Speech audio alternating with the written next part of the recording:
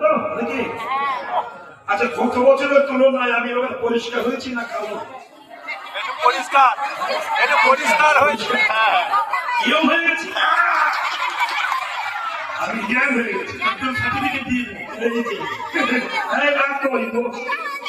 আমি ইয়াং হয়েছি। এই জ্যৈষ্ঠী মাস আসলে আমি ৭৭ বছর বয়সে বলবো। ৭৭ বলো ইয়াং, পাঞ্জাবি ভালো গেঞ্জি ছেলে একই রকম দেখছেন সারা জীবন, যারা তো পারিনি। তাহলে সুধাকর যিনি সমুখ লবণে দুকুল করে চাল, আমি কালো ছিলাম, পরিষ্কার হয়ে গেছে। কৃষ্ণ বলছে কেন? বলে স্বরূপ মাধুরী স্বরূপ মাধুরী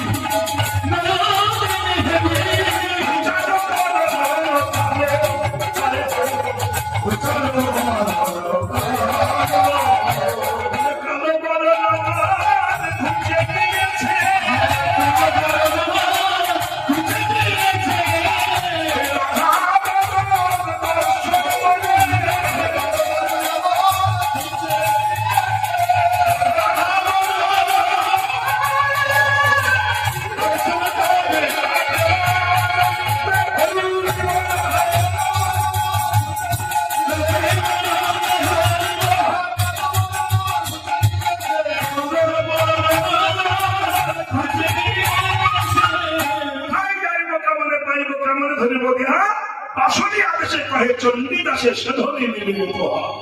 এই পথটা চণ্ডীদাসের পথ। যাই হোক না, আপনাদের সঙ্গে আমার দেখা হবে আবার কবে জানি না। শুনুন, একটা কথা বলি। আমি নস্করপাড়া আসলে বহু বছর ধরে আসছি। এরা আমাকে ছাড়েই না, আমার ইচ্ছা করে না এক আসলে এত গান করতে। প্রত্যেক বছর এক জায়গায় আসতে ভালো লাগে কি, কিন্তু এরা এত ভালোবাসে, এত রুচিসম্মত আসো, এত সুন্দর প্যান্ডেল, মনোমুগ্ধকর, খুব ভালো লাইট মাইক পরিবেশন অপারেটিং খুব ভালো, খাওয়া দাওয়া মোস্তান স্বরূপ আরো ভাইরা আছে, আমি নাম জানি না, সবাই থেকে গ্রামের প্রত্যেকটি মানুষ ভদ্র পাড়ায় কি অপূর্ব হরিবাসরটা হয়। আমি প্রত্যেক বছর একবার করে আসি আপনাদের চরণ ধরে নেওয়ার জন্য, শুধু পয়সা নয়। আমি অনেক বয়স হয়েছে বলে আমার গান কমিনি, প্রত্যেক দিন গান করি আমি। এটা সম্পূর্ণ আপনাদের আশীর্বাদ ছাড়া কিছু নয়। মানুষ আমাকে এখনো ভালোবাসে, জানি না কি কারণে। তো যত বয়স হচ্ছে তত বেশি মানুষ ভালোবাসছে, আপনারা ভালোবাসছেন, এটা আপনাদের মা বাবার আশীর্বাদ, আপনাদের চরণ ধরে কৃপা। তো যাই হোক, কখন চলে যাব নিঃশ্বাসের তো বিশ্বাস করা যায় না। তাই আমার প্রতি এই জায়গার কমিটি একটু ভরসাশীল, আমাকে খুব ভালোবাসে না, কাকু জেঠু বলে ডাকে। আমার মেয়ের মতো একটা মেয়ে আছে, মোস্তানের স্ত্রী, আমার বাবা বলে ডাকে, খুব মেয়ের মতো সেবা দেয়। তাই যে আমি আসি ভালোবাসার টানে। এবার আপনাদের চরণে আমার একটা নিবেদন থাকবে, এই আসরটা এরা বড় কষ্ট করে দেয়, ভীষণ কষ্ট হয়। তথাপিও প্রত্যেকটা বছর এই বিদেশি মানুষ, বহু জায়গার ভক্ত আসেন, চরণধুলি দেন, এত কষ্ট সব শেষ হয়ে যায় যখন আপনাদের দর্শন পায়, তখন এই কমিটির বুক ভরে যায় আনন্দে। তাই এই আসরটাকে ধরে রাখতে গেলে একটু আপনাদের একটু সাহায্যের হাত বাড়িয়ে দিতে হবে। একথা আপনারা সব জানেন, যেই বলেছি বুঝতে পেরেছেন যে উনি কালেকশন করতে চাইছেন। সত্যি তো, ভিক্ষা না করলে হরিবাসর হয় না। আর একটা কথা বলি শুনুন, এই মানুষগুলো বসে আছেন, ভিক্ষা চাইলে উঠবেন না কেউ, তোমার ভয় তুলে যাবেন না, ভাববেন এই বুঝি বলে এইবার উঠে যায়, এরকম করবেন না, দিতে হবে না, তাও ভালো কথা। শুনুন শুনুন, এই আসনটা ভিক্ষা করে হয়তো ৫,০০০ টাকা হলো, বুঝলাম। আচ্ছা, ৫,০০০ টাকা হরিবাসর চলে না, কিন্তু ভিক্ষা করে কেন? বলে ভিক্ষা না করলে অহংকার যায় না, ভাবা হবে আমরা করছি। আর যখন ভিক্ষা করে ৫,০০০ উঠুক কি ২,০০০ উঠুক, তখন বলে হবে আমরা সবাই মিলে করছি। তাতে কি হবে? আপনাদেরও পয়সা গোবিন্দ সেবায় লাগবে, কমিটির পয়সা গোবিন্দ সেবা লাগবে। কত পয়সা তো শিয়াল কুকুরে খেয়ে গেল, কত পয়সা চিকেন বাগে খেলো, কত পয়সা ডাক্তারে খেলো। একটু গোবিন্দ সেবার জন্য কিছু দান করবেন, এমন কিছু দেবেন না যার দ্বারা ১২৫ পর্যন্ত হয় না, এমন কিছু দেবেন মন করে, যাতে ভগবানের সেবায় লাগে। বুঝেছেন? আমি বারবার বলি, যা দেবেন না যাতে শব্দ হয় না। মানে কি? খুচরো পয়সা, হ্যাঁ, খসখস হবে দেবেন। আর একটা খুচরো পয়সা আছে, বেশ মোটা মাঝখানে লাল, ওই মাল থেকে তার শ্রদ্ধা। একজন দুজন গেলে হবে না বাবা, অত 5-7 জন যান আর আমি গানটা করি। কত বাজে এখন? 7:40। জানি না ও মায়েরা, তাহলে কৃষ্ণ বললেন হ্যাঁ ভিক্ষাটা করে না, দেরি বললে হবে না, 2-1 জন গেলে হবে না। সব মায়ের আছেন, আচর পেতে উঠুন না, ভিক্ষাটা করে দেন সবাই ভগবানের সেবার জন্য, এতে খুব মঙ্গল হবে আপনাদের। তাই বললেন, আমি তাকে দেখেছিলাম, কোথায় যাইবো কেমনে পাইবো কেমনে ধরিব দেহা, আসলে আদেশে কহে চন্ডী দাসে সে ধরে মনি বিদ্যুৎ। হরে কৃষ্ণ। তা বলতে পারিস সকাশে কে যাকে দেখলাম? সতী ও ধনিকে চলা করি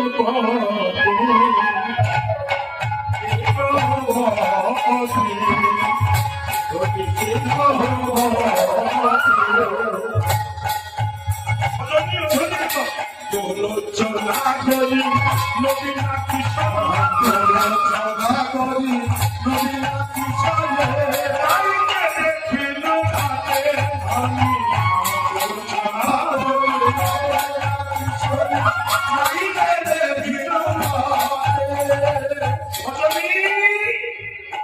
অধনীকে কহ বলে সজ শাখা। অধনী মানে রাধারানী। কেউ অধনীকে গোলোচনা নদী। এই যে ভাইরা, এই লাগলো শোনো, রাধারানীকে কৃষ্ণ টাইটেল দিচ্ছেন। আজকাল ভালোবাসার মানুষ তো বলে তোমার না ফুটবলের মতো দেখতে, বলে না? রাধারানীকে কৃষ্ণ বলছেন গোলোচনা কবি। গোলোচনা মানে কি বলুন? গোলোচনা মানে কি বলুন? শোনা এই সমস্যা। আমার কথা বলতে বলতে অনেক কথা মনে আসে, বলতে পারি না, লজ্জা করে। বয়স হয়েছে তো, বললো বুড়ো বয়সে চ্যাংড়ামি যায়নি। এই যে আপনার বলবেন, কিন্তু কিছু কিছু মনে হয়, একটা কথা দারুণ মনে পড়েছে, বলবো কিছু মনে করবেন না? ইউটিউব হচ্ছে, ওই জায়গাটা কেটে দেবে কিন্তু আপনাদের বলছি। গোলোচনা মানে শুনুন, পোষ্য নক্ষত্রে আকাশে বৃষ্টি হয়, পুষ্প বৃষ্টি হয়। ওই পুষ্প বৃষ্টি যখন পাশের মাথায় পড়ে বংশলোচন হয়, সাপের মাথায় পড়লে মনি হয়, আর হাতির মাথায় পড়লে গজপতি হয়, আর ওই ওই ওই হরিণীর মাথায় পড়লে মৃগ কস্তরী হয়, আর ঝিনুকের মাথায় পড়লে মুক্ত হয়, আর গরুর মাথায় পড়লে গোলোচনা হয়, হলুদ বর্ণ হয়। রাহানের বর্ণ না যেন হলুদ বর্ণ।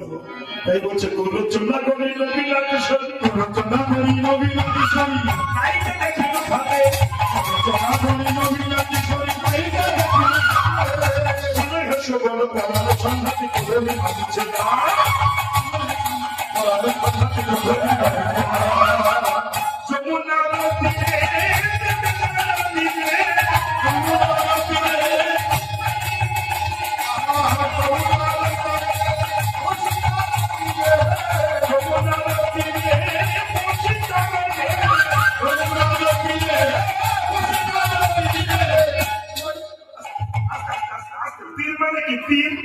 যমুনার তীরে বসিতার নীরে, নীরে মানে কি জলে, যমুনার তীরে বসিতার নীরে, যমুনার তীরে বসিতার নীরে, পায়ে বড় করে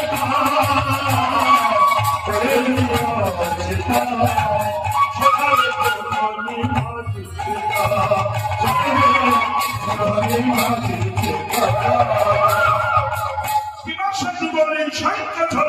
সরস্বতী কলা মাটিতে ওদায় যেন সুধা বয় দেখিয়া হইল বলা।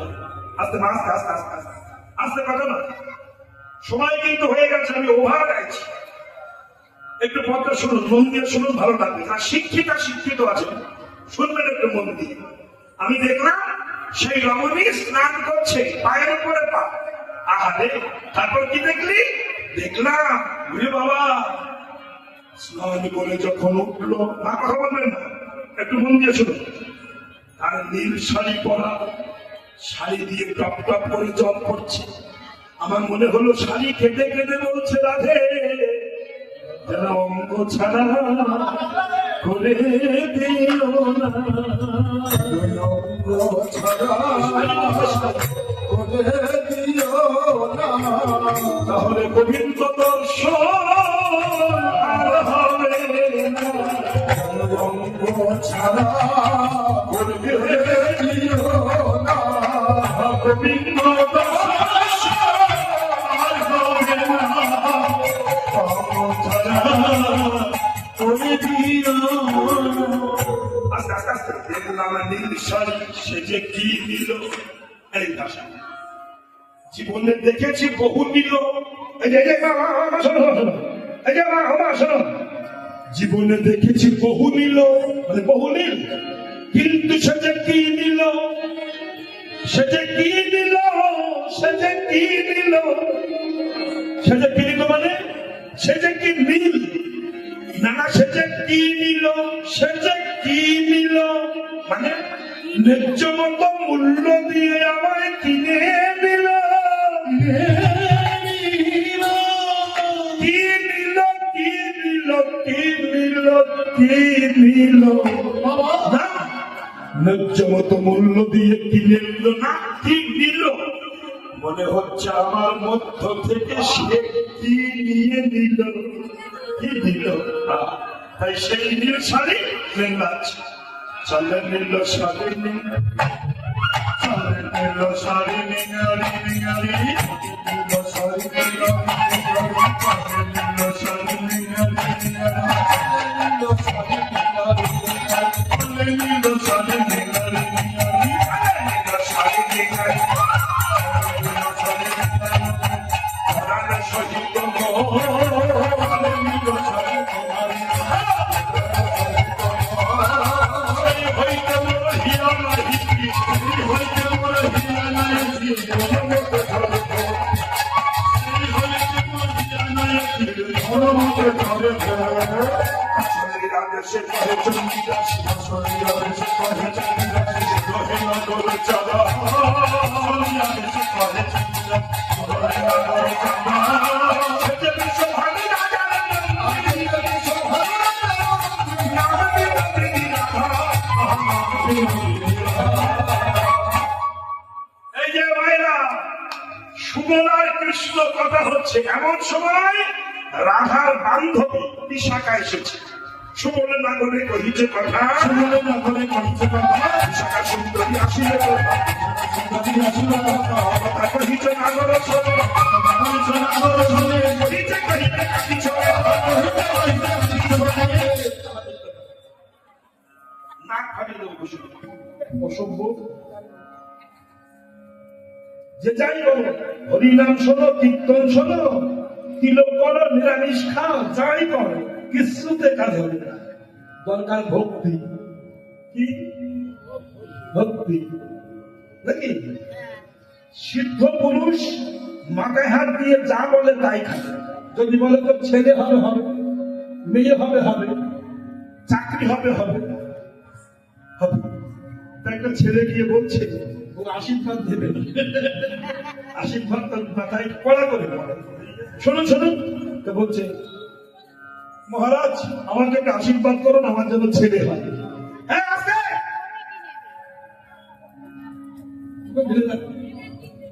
কমিটি কাজ ওখানে দিয়েছে, ওই জায়গায়, ওই জায়গায় যদি না মায়েরা, ও মায়েরা শোনো শোনো শোনো শোনো, আশীর্বাদ করছে, যা কেউ ছেলে হবে।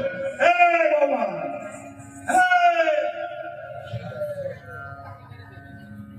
তো ছেলে হবে আর হবে, তা বলেছে তো ছেলে হবে, যা বলে তাই ছেলে যায়। এখন ছেলেটা বলছে আমাকে আশীর্বাদ করুন মহারাজ, বলেছে যা কেউ ছেলে হবে। এক বছর পরে, সে বছর পরে হলো হলো না, মহারাজ চুপ করছে, আমি যা বলি তাই খাটে, তোর ছেলে হলো না কেন? আবার বলি যা কেউ ছেলে হবে। আবার এক বছর পরে কই মহারাজ হচ্ছে না তো, বলছে আমি যা বলি তাই খাটে, বাচ্চা হলো না কেন, কারণটা কি? আবার 3 বার ছেলে হলো। এইবার বলেছে 3 বার মহারাজ বলছেন যা বলে তাই খানে, তোর ছেলে হলো না, তার মানে কি? তোর বউকে নিয়ে আয় তো। বলছে আমি তো বিয়ে করিনি। তাহলে ছেলে হবে কি করে? যদি বিয়ে না করো তাহলে বাচ্চা হবে কি করে? তেমনি বিয়ে না করলে যেমন বাচ্চা হবে না, তেমনি ভক্তি না থাকলে ভগবান পাবে। বাদে 7টা বেজে গেল তো। আমি বুড়ো মানুষ, আমার এই সর্বনাশ হবে। কখন উঠেছি বলো দেখি? এইবার পরবর্তী দল, ভালো ভালো দল আসবে, হেভি হেভি দল আছে। এইবার বাসনা হলো আসলে এই কথাটা ধরে শুনো, কথা শুনো। আমি দেখলাম আস্তে আস্তে আস্তে বিশাখা দিয়ে বলছে, সুবল কৃষ্ণ কি কথা বলছো? সুবল নাগরে কহিছ কথা, বিশাখা সুন্দরী আসিল কথা। কি কথা কহিছ নাগর রাজ, আমারে কখনো মনেরও কাজ। তোমরা কি বলছো আমাকে বলো। মনের মরম কহিব যবে, বেদনা বাটিয়া লইব তবে। তোমাকে যা দুঃখ আমাকে বলো, আমি ভাগ করে দেবো। শুনিয়া সুবল কহে ভাষা, ধীবরে ঘেলিল মিনের বাসা। বলুন ধীবর মানে কি? মিন মানে কি? মিন মাছ। শুনিয়া সুবল কহে ভাষা, ধীবরে ঘেলিল মিনের বাসা। সুবল বলছে বিশাখা, জেলেরা যেমন জোয়ার ভাটা খেলা নদীতে পালা ফেলে রাখে, পালা পালা, মাছ তার মধ্যে আত্মগোপন করে, আর ছেলেরা জাল দিয়ে ঘিরে রাখে। যখন জোয়ার হয় মাছ ওই পালার মধ্যে ঢোকে আর জাল দিয়ে ঘিরে দেয়, আর ভাটা হলে জল সরে গেলে ওই মাছ ওই জালের মধ্যে জন্মের মতো ধরা পড়ে যায়। তেমনি কৃষ্ণ হচ্ছেন মিন, আর রাধা হলো ধীবর। তার দেহ হচ্ছে সরোবর, রাখার মতো ধীবর।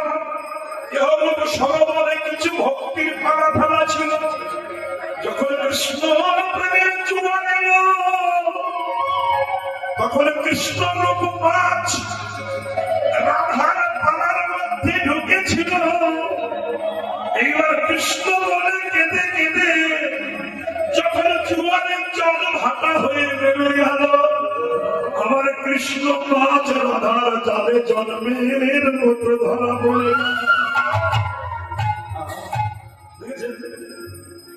শুনিয়া সুবল কহে ভাষা, ধীবরে ঘেরিল মিনির ভাষা। শুনি দুটি মুখে ধরাই পানি, এ যদু নন্দন কহাই যায়। দুজনের কথা হচ্ছে। বিশাখা বলছে আমি না ধরনের কেমন মিলিয়ে দিচ্ছি। চল মাঠে গঙ্গে রাখবি আসা,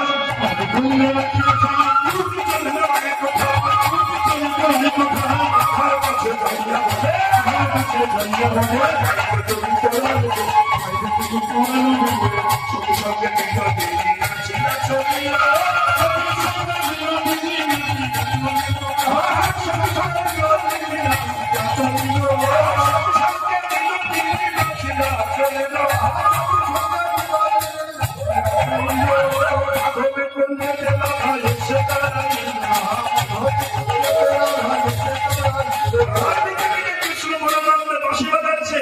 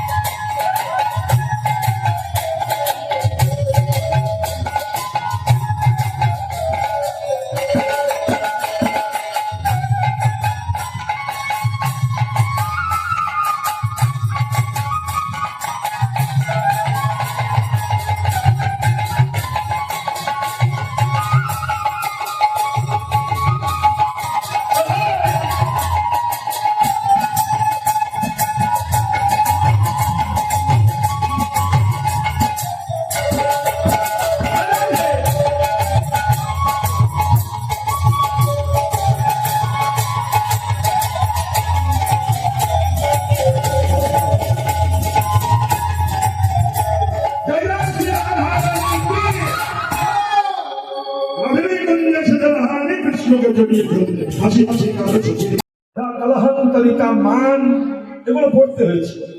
তার মধ্যে আস্তে আস্তে আস্তে আস্তে আস্তে যে পালাটি গাইছি এই পালাটির নাম হচ্ছে শ্রীকৃষ্ণের পূর্ব রাগ লীলা।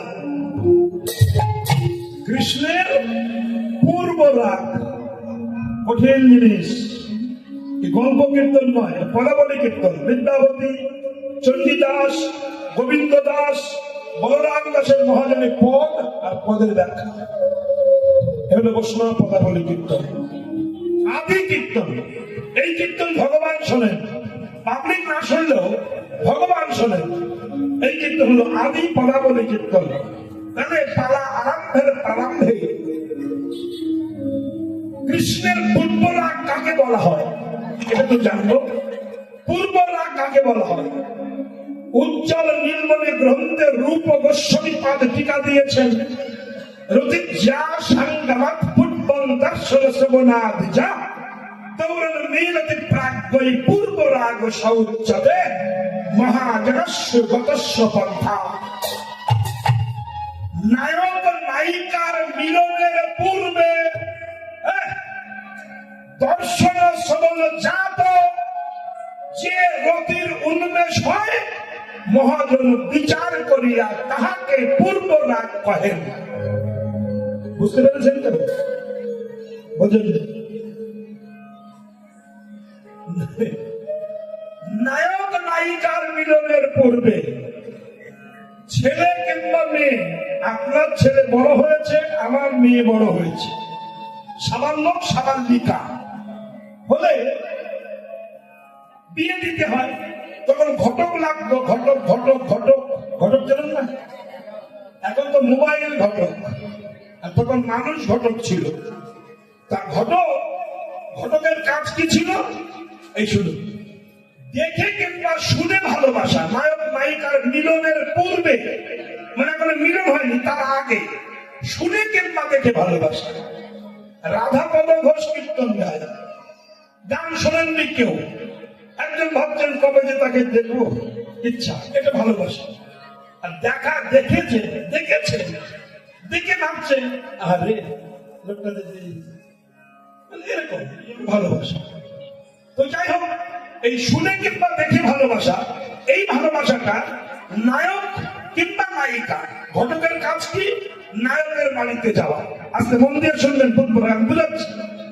নায়কের বাড়িতে গিয়ে নায়ককে শুনিয়ে শুনিয়ে নায়কের বাবাকে বলে, দাদা আপনার ছেলের জন্য একটা পাত্রী দেখেছি, অপরূপা সুন্দরী, তেমনি হাই কোয়ালিফিকেশন, তেমনি স্ট্যান্ডার্ড ফ্যামিলি, নিতম্ব সবিত কৈশবাসী, মুখে মৃদু মৃদু হাসি, দন্তাবলী যেন মুক্ত শোভিত, খঞ্জন নয়ন যেন অঞ্জন রঞ্জিত, তাই কটাক্ষের ভাব তুলনা হয় না।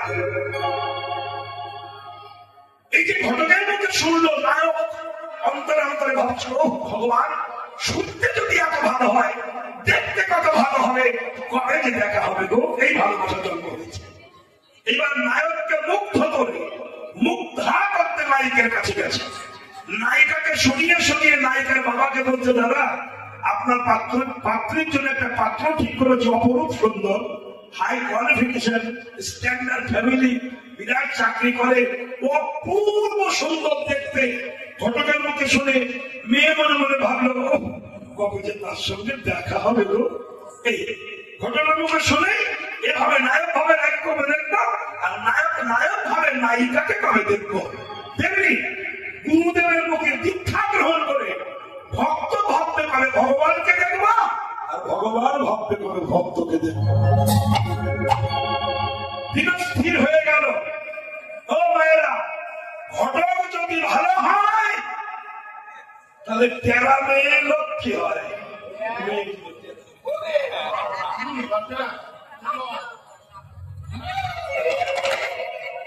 মেয়ে যদি তেরা হয়, দেখবেন না অনেক মেয়ে তেরা আছে, কার দিকে তাকাচ্ছে বোঝাই যায়। ভগবান করে দিয়েছে, তার কি করছে?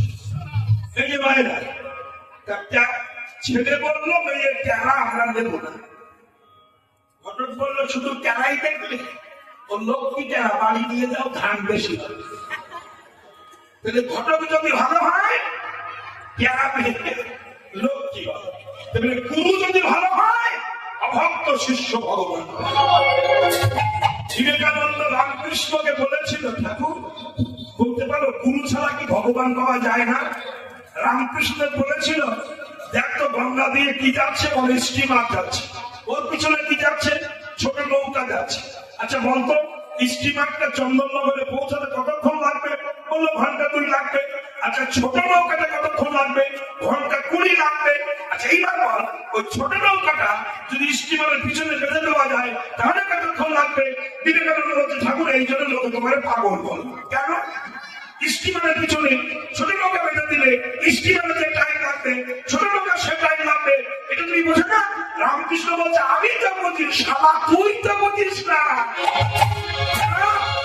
স্টিমারের পিছনে ছোট নৌকা বেঁধে দিলে স্টিমারের গতিতে যেমন ছোট নৌকা ঘাটে পৌঁছায়, তেমনি গুরুর দেহ হলো ভজনযোগ্য দেহ, শিষ্যের দেহ ভজনহীন দেহ। তাই ভজনযোগ্য গুরুর চরণে শিষ্যের ভজনহীন দেহটা বেঁধে দিলে গুরুর ভজনের ধারা শিষ্যের দেহটা বিদায় হরিবল বলতে বলতে ভগবানের কাছে পৌঁছে যায়। গুরু লাগে, গুরু ছাড়া ভগবানকে পাওয়া হয় না। তাহলে ঘটক যদি ভালো হয়, যারা মেয়েগুলো কি হয়, কি বলে, ঘটক যদি ভালো হয় খুব ভালো। তেমনি গুরু হচ্ছে ঘটক। শুনুন ও মায়েরা, পূর্বরাগ কাকে বলে? দিনস্থির হয়ে গেল, দেখাশুনো রেডি, বিয়ে হবে, বিউটি পার্লার বাড়িয়ে গেছে, মেয়ে এনে জন্মের তলা বেঁধেছে, একেবারে মা মনসার মতো সাজিয়েছে। আবার নকল লোক লাগিয়েছে। লোক কিনতে পাওয়া যাচ্ছে ভূতের মতো। হ্যাঁ, এই নেল পালিশ মনে হচ্ছে যার সঙ্গে বিয়ে হচ্ছে তার ছিঁড়ে খাবে, এরকম লোক লাগিয়েছে। মেহেন্দি লাগিয়েছে, হ্যাঁ, চুল আছড়ে দিয়েছে, আবার এখন চুলে তাপ দিয়ে এই জায়গাটা ফুলিয়ে নিচ্ছে। আবার নকল চুল কিনতে পাওয়া যাচ্ছে, খোপা কিনতে পাওয়া যাচ্ছে। নকল ভুরু কিনতে, মানে ডবল ভুরু হবে, ঢুকিয়ে দেবে, টেনে দেবে, কি দারুণ দেখতে। চোখের গর্তের মধ্যে আয়লানা দিয়েছে, আবার কাজল দিয়েছে, আবার এখানে প্লাস্টিক দিয়েছে, মেহেন্দি পরেছে, লেহেঙ্গা পরেছে, পরে বসে আছে, বল আসবে, দিনস্থির রেডি, এই মাস সেজে গুছিয়ে বসে আছে। অন্য কারোর বর যদি যায়, ওইভাবে আমার বর আসছে, ওই আমার বর আসছে, ওই আমার বর।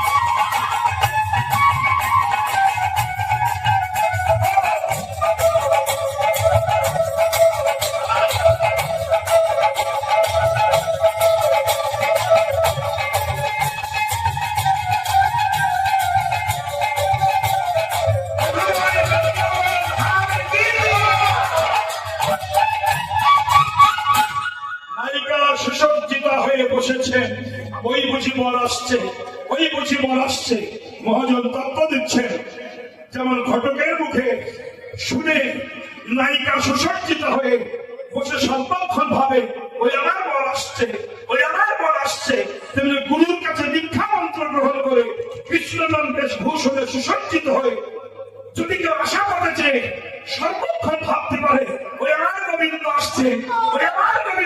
কাছে বিদায় গৌর হরিবল বলে গোবিন্দের দর্শন হয়নি। সত্যি মহামানিকা,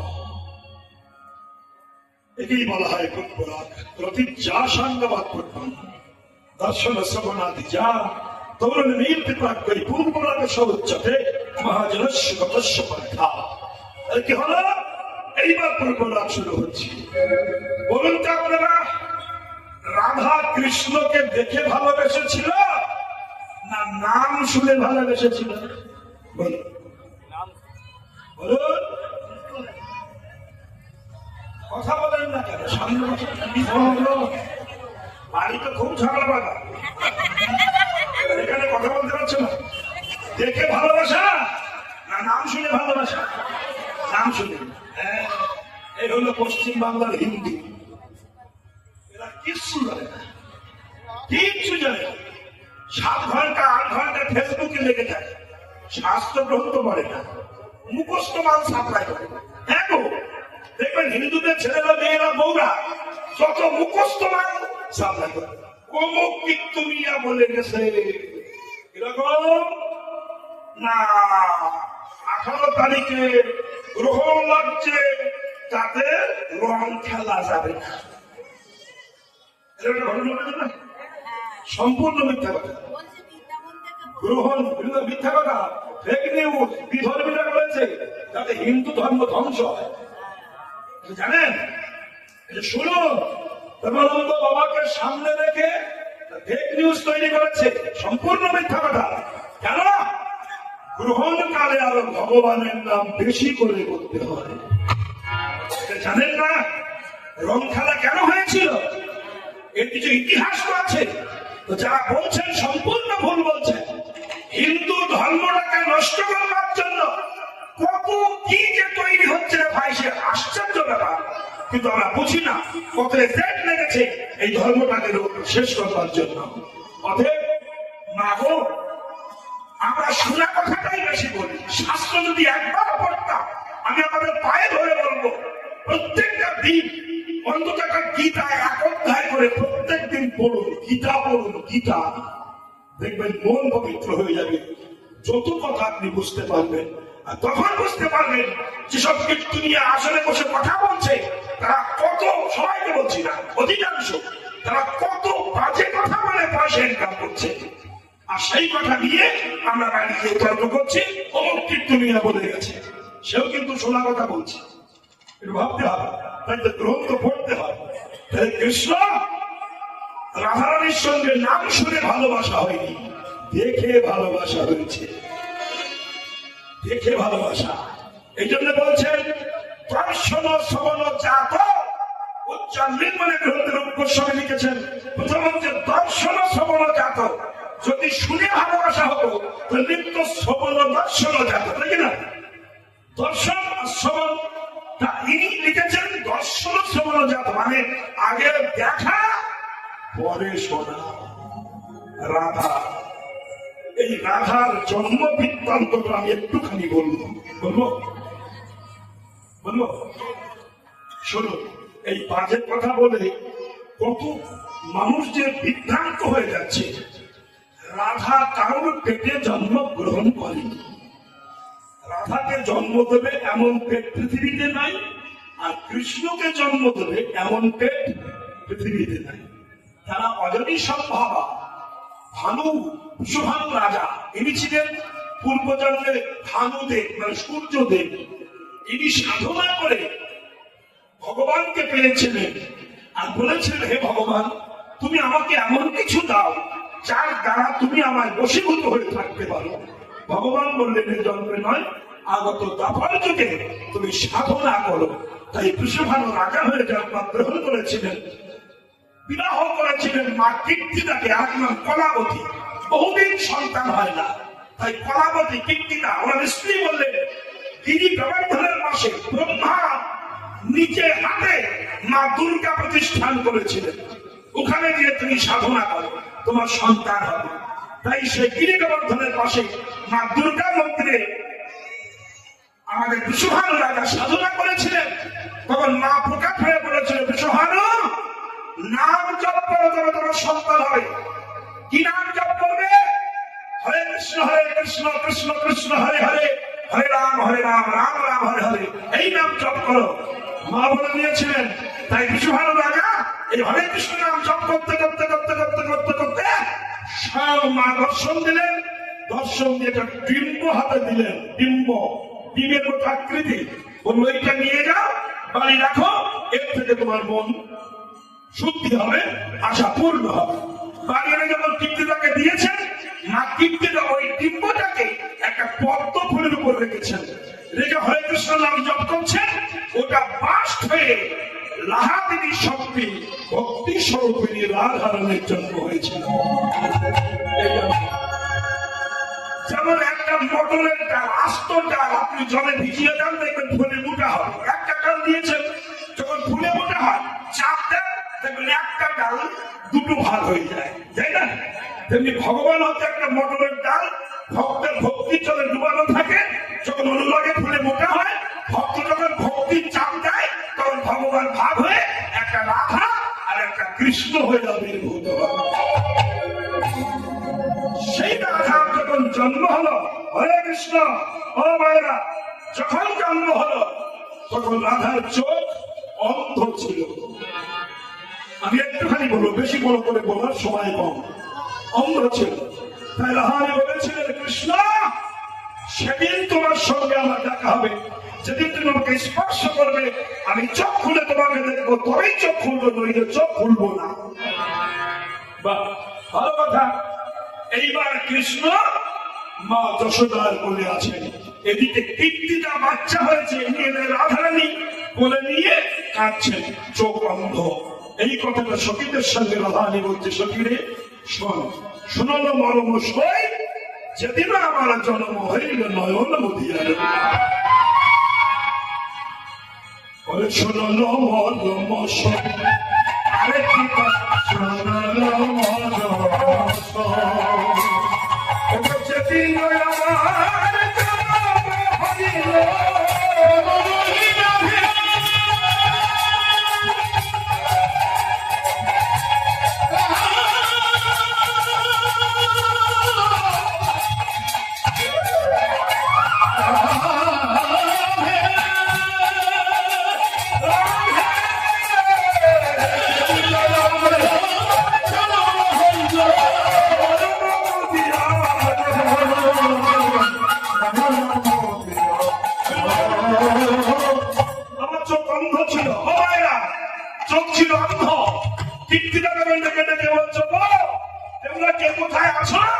আমার কন্যাকে দেখে যাও, এসো দেখো।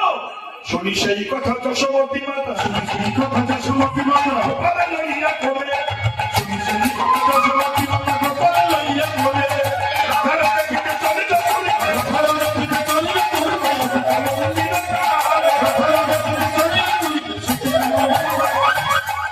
মা যশোদা গোপালকে নিয়ে যাচ্ছেন রাধারানীকে দেখতে। হরে কৃষ্ণ ও মায়েরা, যখন নিয়ে যাচ্ছেন আস্তে আস্তে আস্তে আস্তে, হঠাৎ মায়ের চরিতার্থ হলো না, আমি গোপালকে নিয়ে যাবো না। সন্ধ্যাবেলায় যদি বাতাস লাগে, ঘন ঘন দুধ তোলে, বসিয়ে রেখে যাচ্ছি। মা তো জানে না যে কৃষ্ণের সঙ্গে রাধার অ্যাডভান্স কন্ট্যাক্ট হয়ে আছে, স্পর্শ না করলে কারণ হবে না, মা তো জানে না। তাই গোপাল চিন্তা করছে, ছলে বলে কলে কৌশলে আমার যেতেই হবে। তাই কাঁদছে কাঁদছে, ও মা আমি যাব, ও মা আমি যাব। যশোদা বলছে, ওই জুজু যায় না, ও কেঁদেই যাচ্ছে কেঁদেই যাচ্ছে। যশোদা বলছে, বাবা কাঁদে না। ওর মনে ছিল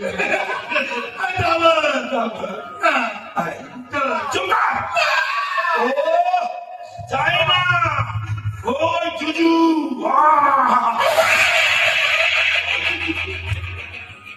বলুন দেখিনি, যার ভয় জগৎ পায় তাকে যদি ভয় দেখায়, ভয় যাও।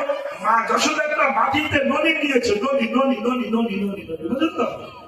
ননি নিয়ে গোপালকে শান্ত করছে, সোনা মানা কচি যায় না, কচি সোনা মানা। বাচ্চাদের মায়ের অনেক সময় অনেক সোনা হিরের টুকরো, ওরে আমার টুনটুন, অনেকে নুনু বলে, তোমাদের দেশে বলে না?